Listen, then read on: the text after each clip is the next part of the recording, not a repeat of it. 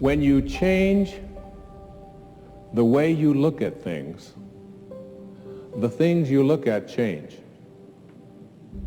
Albert Einstein once observed that the most fundamental and major decision that you have to make in your life is this: do I live in a friendly or a hostile universe?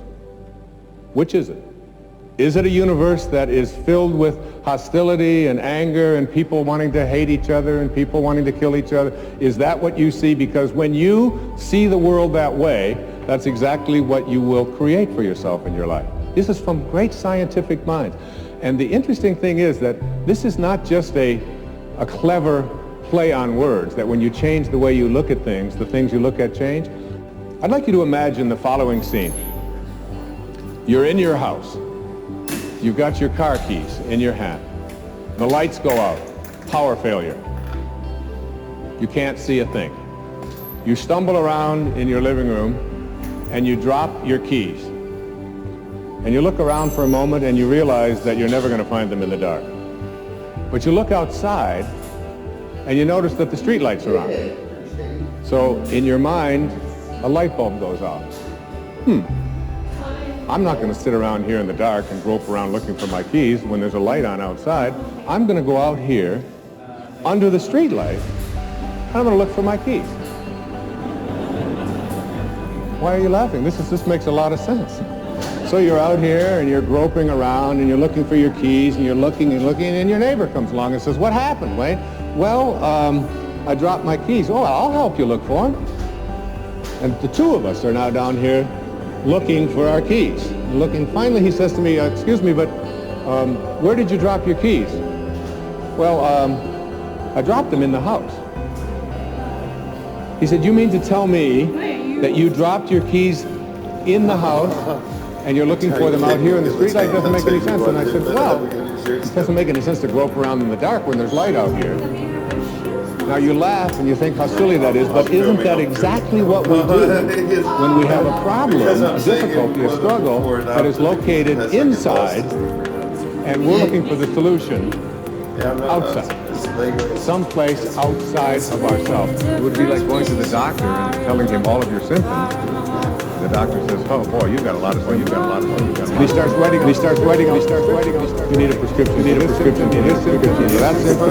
And finally, he gets this 4 or 5, and you go to walk out, and you say, "Well, I'd like my prescriptions." He said, No, I'll give this one to your mother-in-law, and I'll give this one to your neighbor, and I'll give this one to your daughter, and I'll give this one to your father. I mean, you're the one with the struggles and with the difficulties. Expecting somebody else to change or something outside of you to get better in order for you to make your life work is something you have to really take a hard look at. It's in here. And this is a very difficult principle for many people to get, but one that I believe very strongly in. I was in a group one time of drug addicts and alcoholics. And the sign on the wall said, "There are no justified resentments." What I said to that group that night was, no matter what anybody says to you, no matter what kind of anger comes directed toward you, no matter how much hate you may encounter showing up in your life, there are no justified resentments. Meaning that if you carry around resentment inside of you about anything or about anyone, and I'm talking about the person that you lent money to and hasn't paid you back. I'm talking about the person in your life that you feel was abusive in your life. I'm talking about the person who walked out on you and left you for somebody else. I'm talking about all of the things that you have justified in your heart and in your life that you have the right to be resentful about. And I'm suggesting to you that those resentments will always end up harming you and creating in you a sense of despair. No one ever dies from a snake bite. A snake bite will never kill you. You cannot be unbitten. Once you're bitten, you're bitten. But it's the venom that continues pour through your system after the bite that will end up destroying you. You're off. We gotta go there. There are many ways to get the things that we want for ourselves in our lives, but basically, it all begins with how we choose to think. As you think, so shall you be.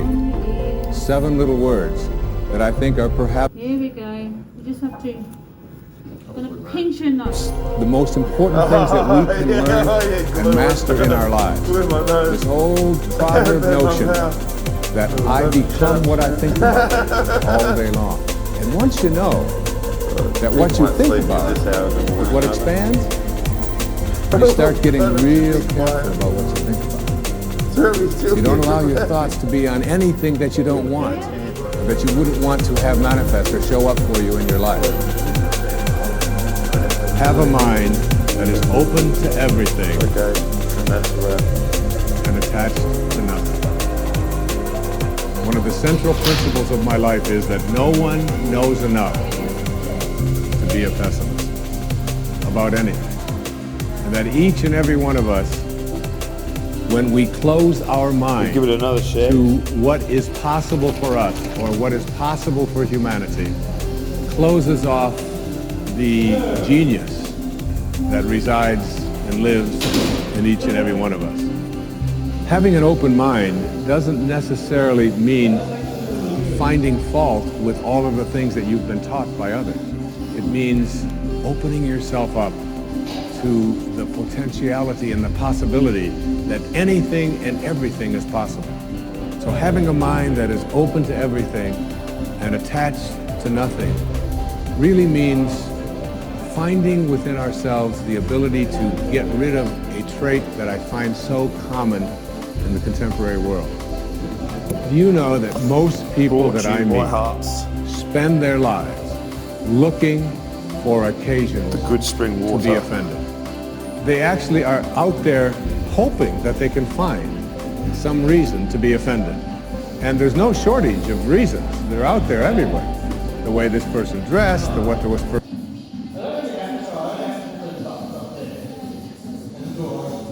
Why has my drinking water got floaty bits? Why have I got floaties? Person said, they turn on their TV, they hear the news, they're offended by this, someone used language that they didn't like, someone doesn't share the same customs that you, and people all day long. In fact, if you keep track tomorrow, you will find probably 100 reasons that you can go around being offended. Shake it. But a mind that is open to everything and attached to nothing is a mind that says, I'm never looking for anything to be offended by. And that whatever anybody else out there has to say, my response to that is, that's an interesting point of view. I've never considered that before.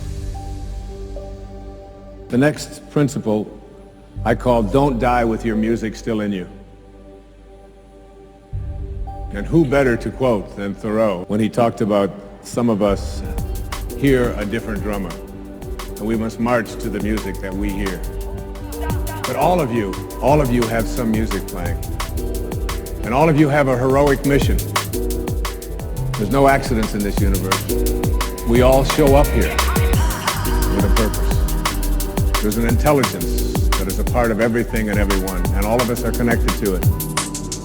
And too many of us are afraid to listen to that music and march to it.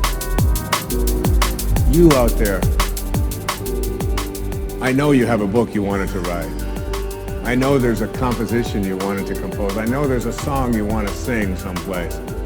Maybe you want to raise horses out in Montana. Or maybe you want to open up an ice cream shop on Cape Cod. Who knows what it may be. Maybe you just want to travel and see the world. Maybe you want to go into a relationship with someone but you've been afraid to, but your heart says it's the right thing to do. All of us feel something.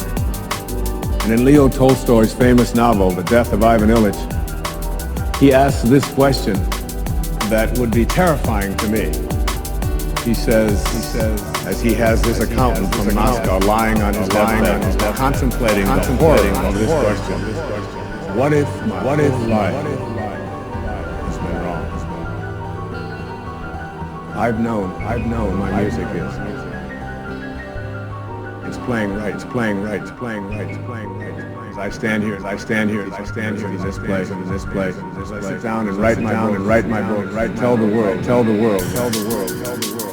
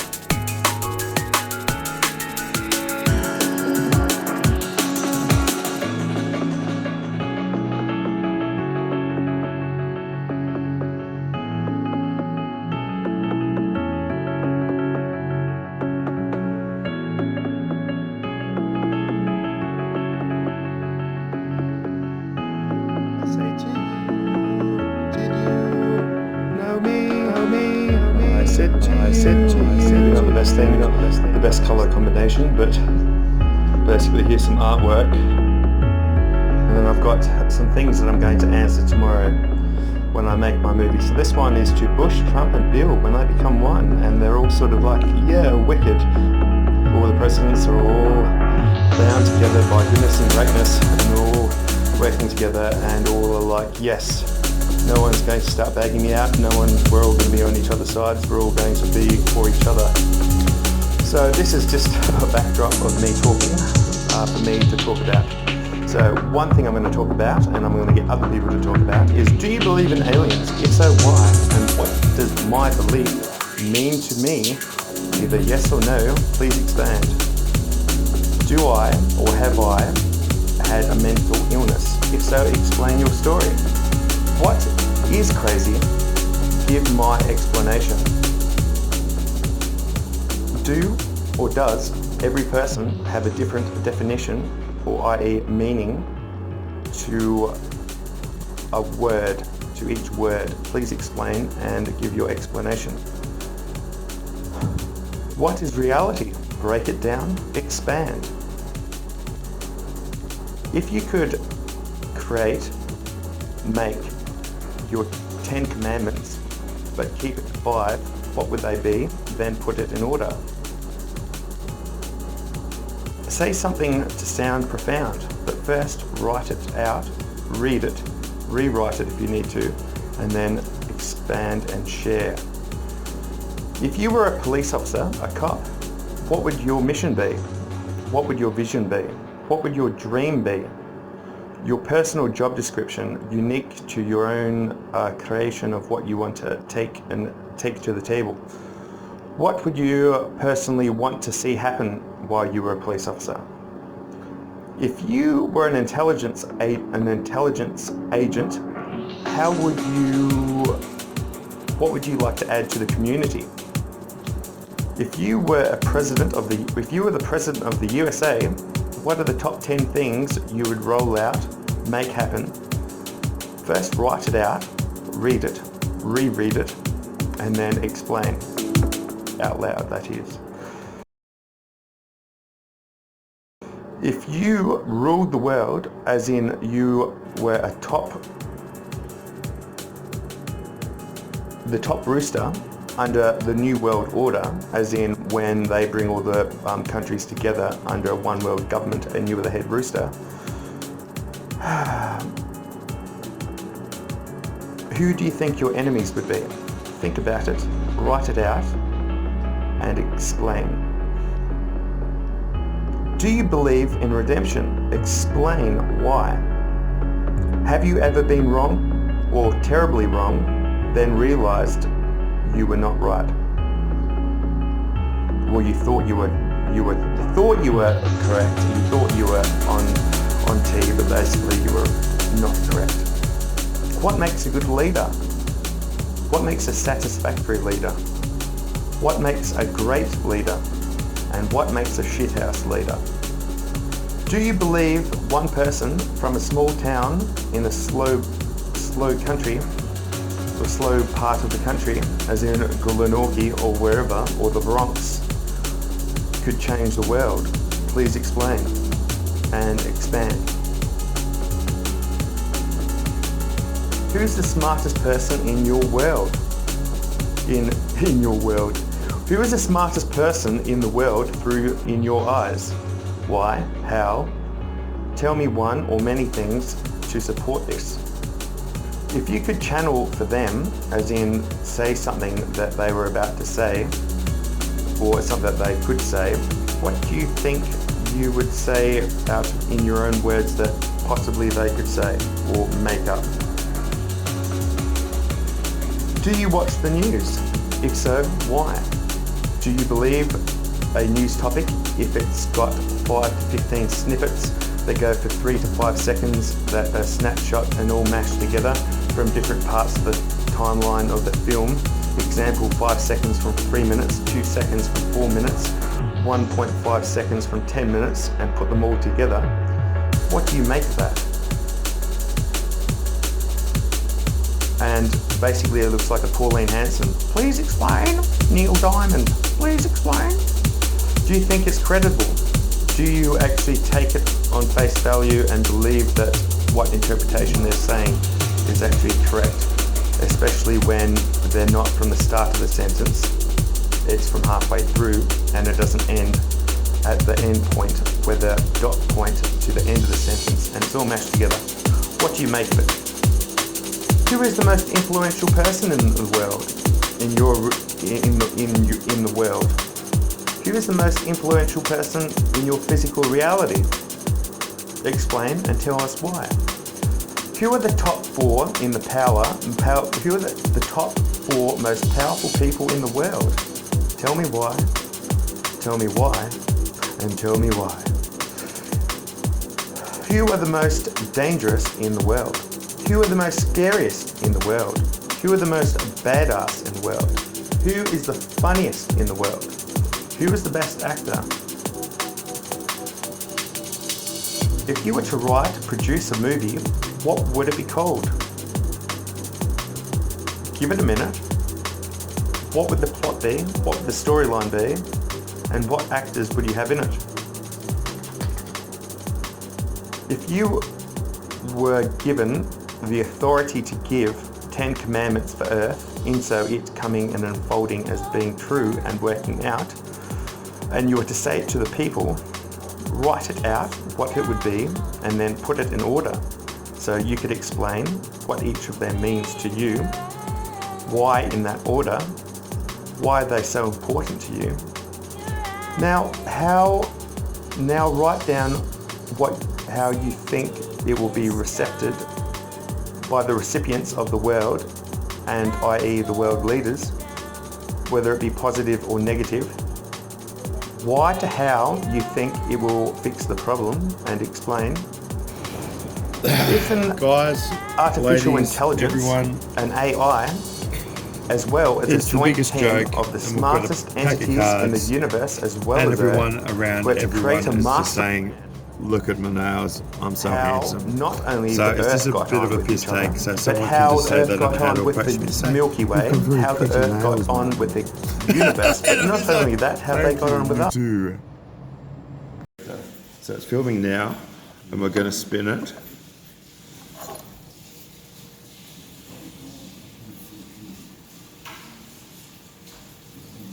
Oh, so awesome. Christmas, man.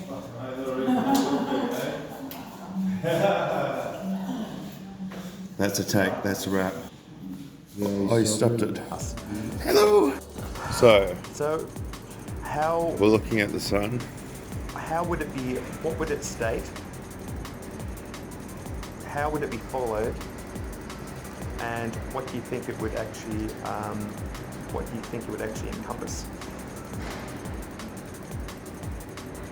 What is the meaning of the term word God to you? If you were God in a human form, how do you think you would think? How do you think you would act? What do you think you would preach? How would each day be? Would it be different? Would it be you blowing your own trumpet? What would your mission be? If you were God in the sky, all so powerful, next to the spaghetti monster, would you be having bolognese for dinner? No, only joking. How would your first day be in God in the sky?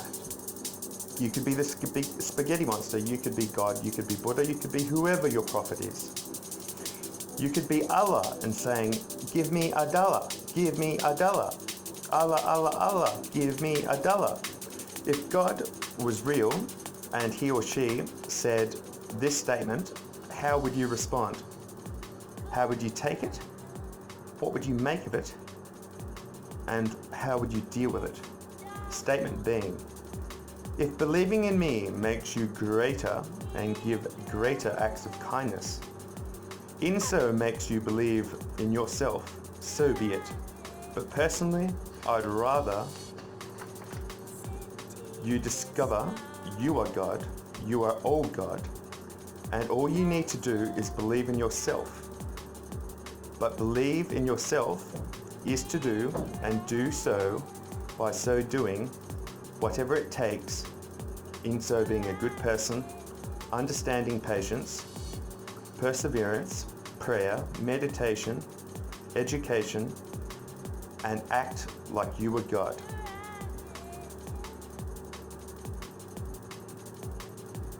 If we went into World War III, how would it happen? And towards what countries? i.e. what country would strike first, and what would happen, and why would it happen, and what do you think the problems would be? How would it unfold? What would the end result be? Have a think. You can write it down, then read it to the line. Take as much time as you want. Make sure there is a point to the line, ... Tell us a joke you'd tell if you were on a stand-up comedy TV, on a global TV network, and half the world were to watch it. First off, tell me, what rating would it be? Would it be G for all? Would it be PG for 15 and over? Or would it be M, 15 plus? Or would it be R, 18 plus? What would it be? Please entertain me.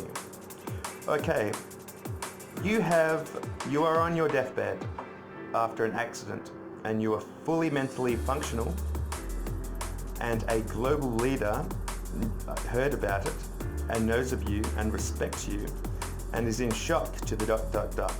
From this, the leader gets their own people to report and go by your side and basically talk to you, make you feel better, and say that we want you to say a quote. We want you to say either a phrase, a speech that gets put on every TV network and gets studied by every person in Earth for the end of days, through all education systems, to be listened to, most of all to be respected and understood, and implemented if they can in their own lives. What would it be? Please write it down, reread, fix or rewrite. Once happy, read out.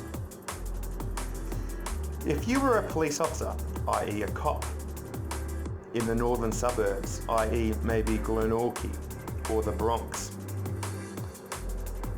and a rough kid sees you on his bike and skids as he nearly runs into you when you're nearly T-bones you, and he gives you a dirty look and says, "What's the colour of a 2-cent piece?"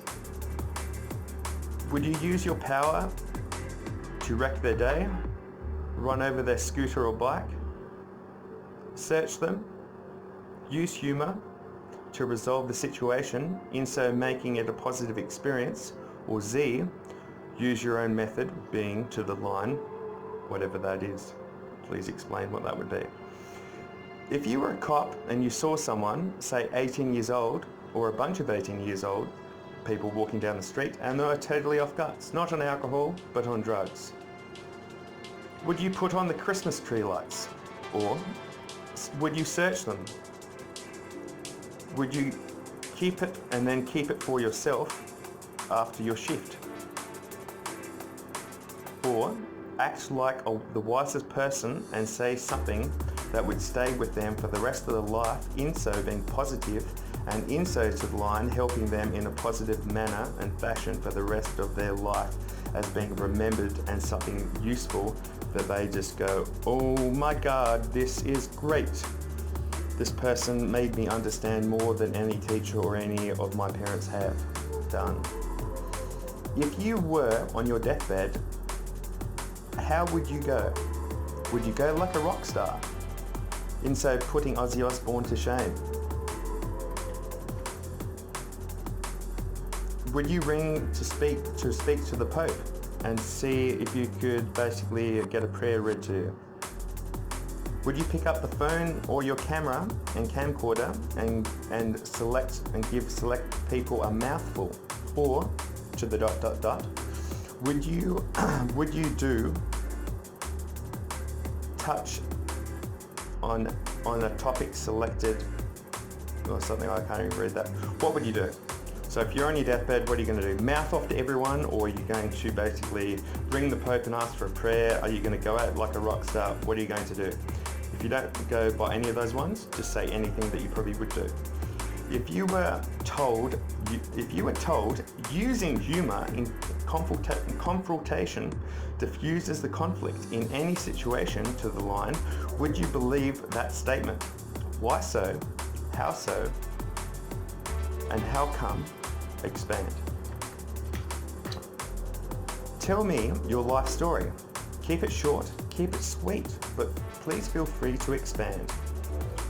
Have you had a good life? Would you say you've done more and accomplished more than any other person you have met, or anyone else that you know of, or anyone else in history? Please expand, and please explain. If someone says open to interpretation, end of quote marks, what does that mean? Expand, explain. Tell me why, tell me how, and tell me what does it mean. What would you say if the craziest person that you'd ever met and you'd ever listened to, and you thought they were crazy and you turned your ears off and you stopped listening to them, but 20 years down the track you heard them on TV and you found out they were dead, but then you listened to it and go, oh my God, that what they said was correct. They were intelligent, they were ahead of their time, they were so correct, but you had your blinkers on because it didn't compute. There was no computation, there was no comprehension, and basically they had died because medication from the doctors poisoned them, and they had basically OD'd and died and fried their brains. How high is too high?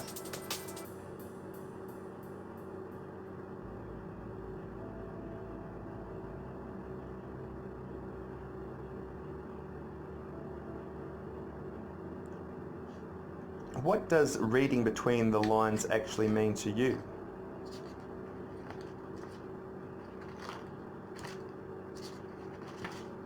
And that's it, guys. Hopefully you like it. Hopefully you like it. Catch it out. Catch it out. Do you know how? Do you know how? Are you, George?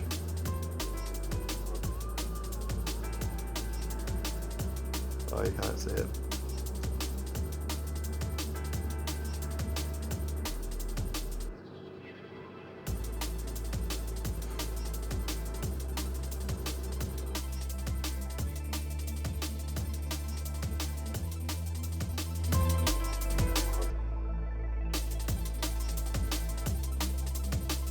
I thought I would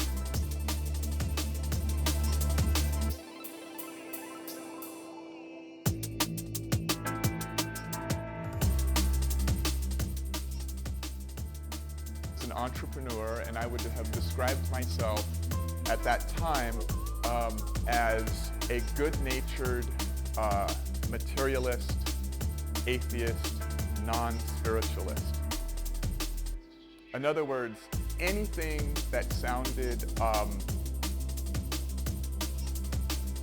supernatural to me was just by default false. So if I heard people claiming that psychic phenomena, telekinesis, any form of communication between people that did not use sound or light was false. Any belief in consciousness, to have any,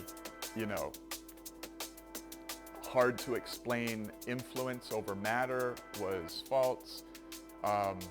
Any idea that humans could have contact with humans from the future, like trans-temporal communication, false. And so that was my belief system, because that sounded good to me. But I say sounded good to me because I never critically thought about it. I didn't try to think critically. I was kind of being a sheep, to tell you the truth. I was just following what I heard a lot of other people say. And I was always an amateur physics enthusiast, and so the people I looked up to be the sheep follower were what I looked at as the status quo, typical patent answer of a physicist. And I knew that most of them that I had ever heard said that all of that stuff is pretty much bullshit. So I just adopted their view. So then when my daughter Kesley was 10, on her 10th birthday, I decided to have her and me escape Earth's gravity fully 15 times for 30 seconds at a time. So we went in Peter Diamandis's zero-G planes that are hollowed out fuselages with gymnasium pads all around, and you get in there and it does parabolas, and for 30 seconds straight you're in a completely zero-G environment. I mean, the gravity is less than if you were on the surface of the moon. So then Peter finds out I'm a successful entrepreneur, and he asks me to do some pro bono consulting for the X Prize Foundation, which he was a founder of. And he was a founder of the company that did the zero-G flights. It's called zero-G. So Stephanie and I go over to Santa Monica, and I try my best to give him some free marketing advice about how to better promote the X Prize Foundation. So I do that, and then he says, well, Clee, this book Singularity is near by my friend Ray Kurzweil kind of changed my whole perspective on reality and where humanity is going. You should check it out. And because I was an amateur physics enthusiast and I held highly educated people in the sciences in the highest regard, like they were the priests of society to me. And so since Peter had a medical degree and another advanced degree, and aerospace technologies. I figured, well, he's a really scientifically geeky guy, so if it changed his life, that's pretty big words, so I better read this book. So I read the book, and it changed my life. You know, if you have a major epiphany or paradigm shift in your outlook, philosophically, scientifically, if it's major, it kind of changes your belief systems and assumptions so thoroughly that it can change your life. Like it just changes the decisions you might make, or what you might think or say, or whatever. So it blew me away, and it was this idea that we cannot take the rate of change from the past and apply it to the future. So you can't say, well, technology advanced in the previous 25 years at this rate. So then I take that rate and I slap it onto the next 25 years. So it's a big mistake in thinking to do that with exponentially changing technologies. So then Peter invites me to this meeting at NASA's Ames Center in Palo Alto, and it was kind of an exclusive invite-only meeting.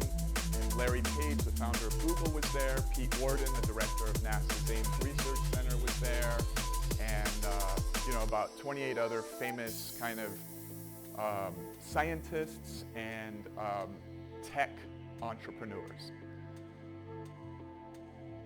I mean, I know why Peter invited me, because he wanted me to donate to help them get this thing started.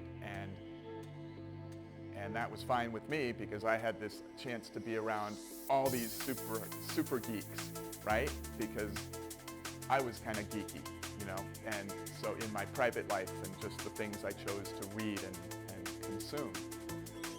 So I was kind of shifted at that point, because being an entrepreneur starting in my 20s, I would work like 70 hours a week, and you don't really think about philanthropy or donating your time, or you don't think about how to help the world, because you're just trying to fight to stay alive and to grow this company. You don't have time to breathe.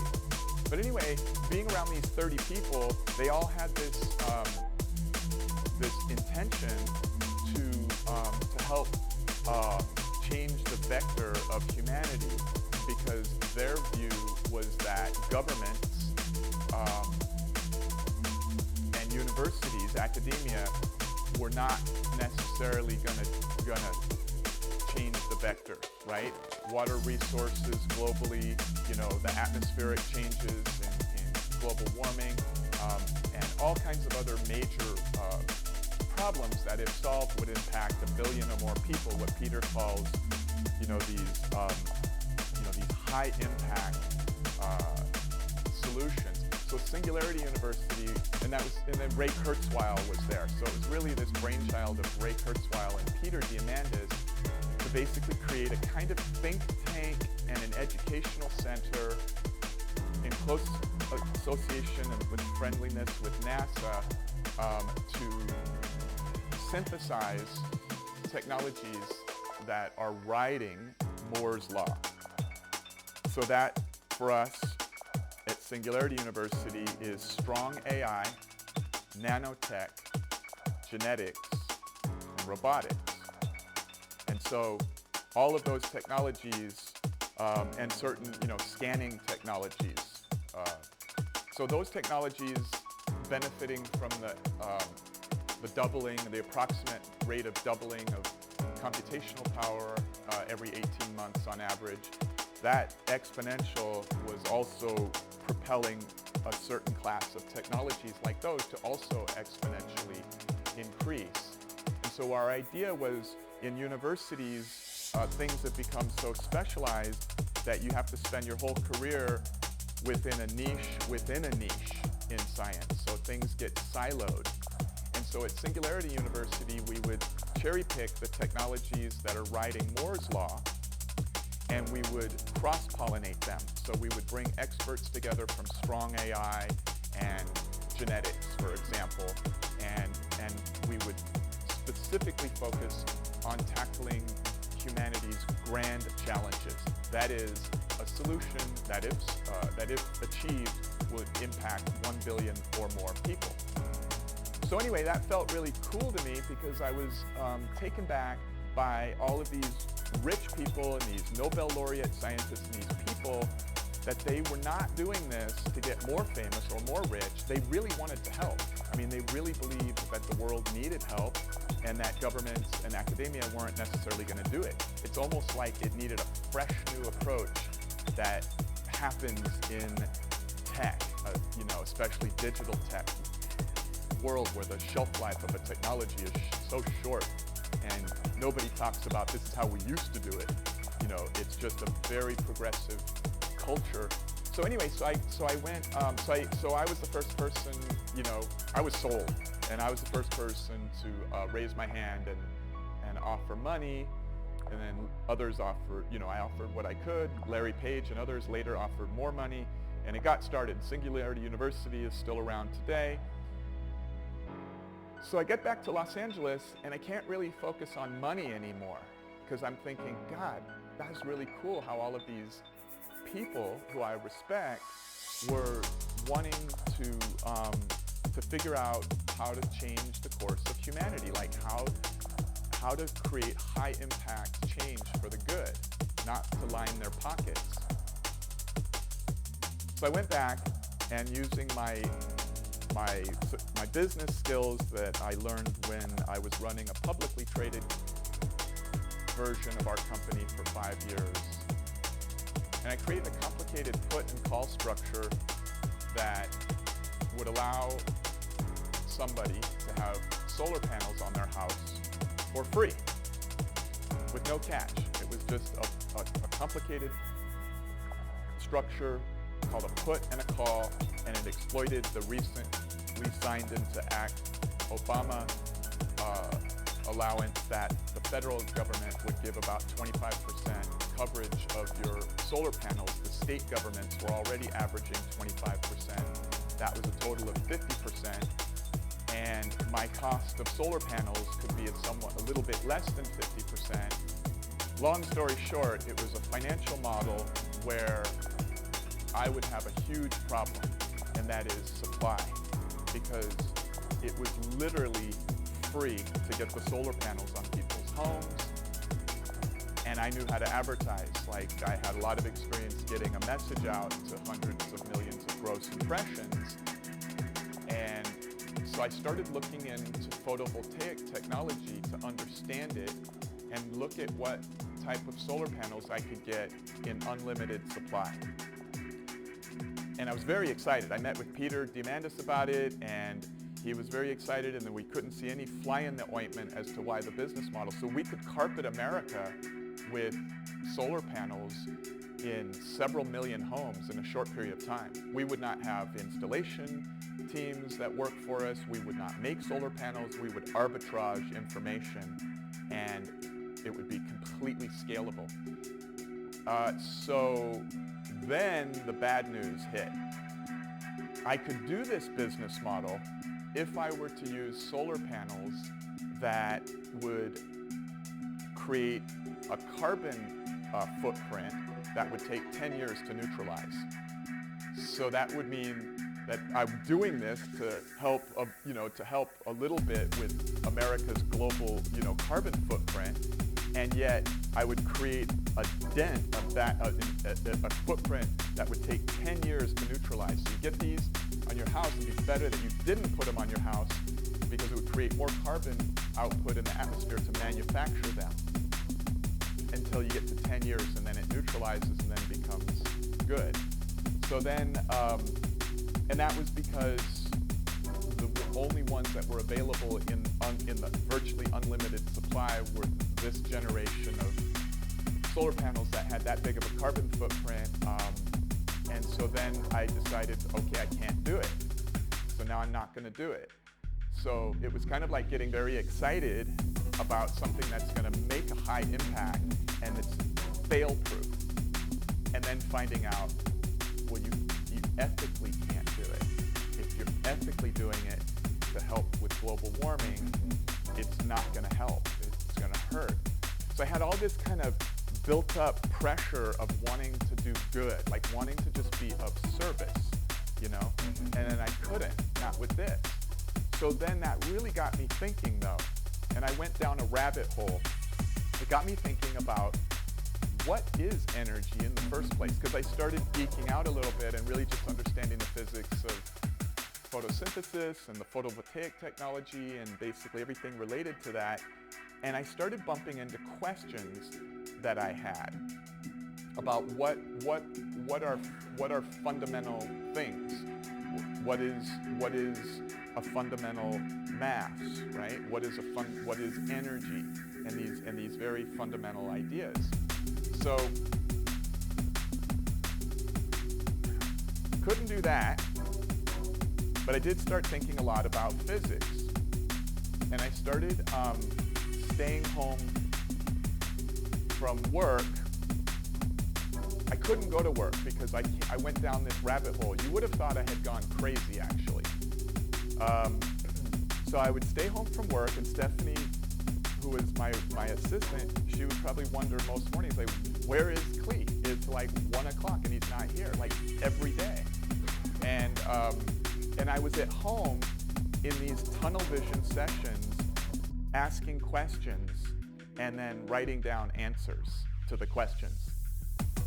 I found that to be a helpful device because I thought that my subconscious was smarter and had access to more combinatorics of synthesizing information than my conscious mind, so I would create this Socrates dialogue kind of thing where I ask a question, write it down, and then get some crazy answer, write it down. That leads to a more sophisticated question.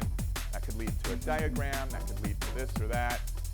And so I did that for many weeks, for 4 hours at a time, and developed these stacks of paper with these diagrams, these writings, these questions. And at some point it evolved to get like sophisticated looking ideas. And so then I had this one idea, which I'm not going to explain this idea, but it seemed to be logical on one end, deductively logical, but then it seemed to run afoul of certain axioms and assumptions or so-called laws of physics. So I started, I decided I'm going to get PhD physicists to come in and tell me why this wouldn't work. So Frank Underdown was the first one. I flew him in, and he said, "Wow, this is really interesting. It seems like this idea that you have would work, but this is really novel, and I'm surprised. I can't really tell you why it wouldn't work, but I can tell you that on the other hand, there's some assumptions in physics that this would violate." And then Fong was the second one. And then I had like about 4 others, so there's about 6 of these. So I was going through this process, but one of the things, it wasn't important what the idea was. What was instructive for me is that I learned that these PhDs were admitting and telling me, "Clee, look, let's cut to the chase. We physicists, there's a lot we don't know, and there's a lot we argue about. And one of the biggest problems is we don't really know what anything fundamental is. We know what it does, and we have these things called gauge symmetry physics that can tell us how one thing becomes another, but we don't really know things like why does the speed of light have the magnitude that it does? Why is the gravitational and Planck's constants having the values that they have? And the biggest problem is we have these 2 pillars of physical theory, quantum mechanics, and general relativity, and there's this very, very deep problem in that they each imply that the other is either incorrect or incomplete in a severe way. And so that means that either both are wrong, or one is wrong or partially wrong. And so there's a lot that we can't say and that we don't know until we can unify everything. And maybe then, if we unified everything, maybe that would lead to some understanding of why the fundamental constants have the values that they have from first principles. So Fong and I really hit it off in terms of being able to work together because she was able to, you know how like when you play with children, you have to come down to their level and talk in their language and try to relate to them, or a dog. So Fong was able to do that with me because I didn't have the mathematical or the physics training that she had, so she could communicate with me on my way of exploring the nature of reality and inquiring about what this place really is and how it works. So at that point, I started developing a sense of irreverence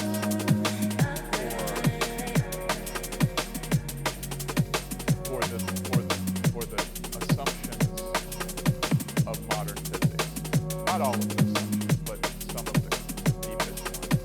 And I stopped being a sheep and just following without doing my own critical thinking. And I really like these Arthur C. Clarke laws about when a distinguished but elderly scientist states that something is possible, he is almost certain right. When he states that something is impossible, he is very probably wrong. So if you were to go and say to an elderly and distinguished scientist at a university that you think that it's possible that a mind can connect information theoretically with another mind that's non-local, he will say that that is impossible, even though he doesn't know the underlying unification theory that connects space-time theory, general relativity, with quantum mechanics. He will still say very confidently that that's impossible. His second law is the only way of discovering the limits of the possible is to venture a little way past them into the impossible. In other words, you have to take a risk to be politically chastised by your academic peers. Any sufficiently advanced technology is indistinguishable from magic. We can rephrase that as things which are labeled as supernatural today, some of them will be labeled as science tomorrow. And the last one is, for every expert, there is an equal and opposite expert. And this was an important lesson for me, because if luck would have it that I would run into two scientists who would say, this is impossible, or this is the way this is, or this is the interpretation of this, I might accidentally assume that that is some hugely popular 98% consensus view among scientists. But the truth is, there's always an equally critical scientist who can argue the opposite. So it allows the amateur scientist to be able to say, well, I don't have to just go with these one guys who seem to say that this is the only way it can be. So again, irreverence. Critical thinking. I'll tell you what this image of my odometer means in a moment. This is where it started getting weird. So around this time, right, I had completely stopped working. Like at this point, I still had an office at Irwin Naturals, but I was not doing anything whatsoever, not looking at the company's financial... Guys, ladies, everyone, it's the biggest joke, and we've got a pack of cards, and everyone around everyone is just saying, look at my nails, I'm so handsome. So it's just a bit of a piss take, so someone can just say they don't know how to approach me to say, you've got very pretty nails, Martin. And I'm just like, thank you, you too. Brought to you by Hearts. We have the bottle, we shake it.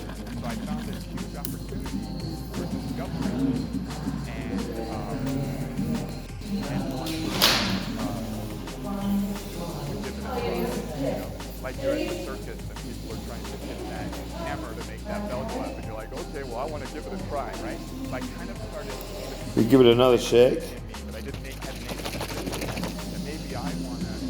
dedicate the rest of my life, all my money, all my hours on this planet, just to do one thing only. So where it got clear is I started realizing something that I couldn't believe I was realizing.